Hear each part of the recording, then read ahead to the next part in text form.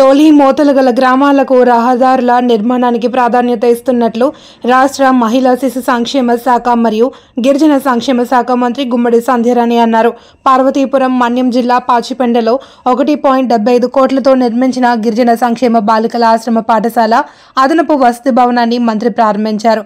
ఈ సందర్భంగా ఆమె మాట్లాడుతూ డోలీ మోతలు గల గ్రామాలకు రహదారుల నిర్మాణానికి ప్రాధాన్యత ఇచ్చి ఈ డోలీ మోతలు నివారణకు చర్యలు చేపడుతున్నట్లు చెప్పారు.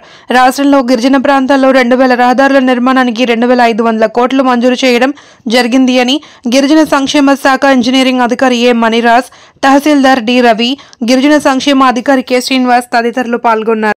మనం ఫేడరల్ అంబులెన్స్ పెడుతున్నాం.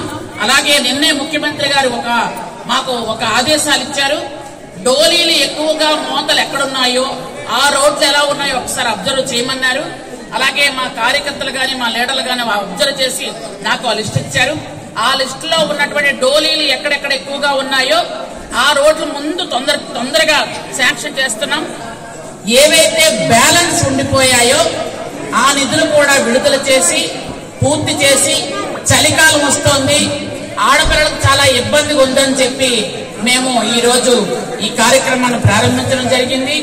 ముఖ్యంగా ఆడపిల్లలందరూ కూడా చలి ఎక్కువగా ఉంది, వీళ్ళు హాస్టల్స్ లో ఉండాలి చెయ్యాలి అని అంటే మనందరం కూడా వాళ్ళకి వసతి కల్పించాలి అని చెప్పి అనుకోవడం.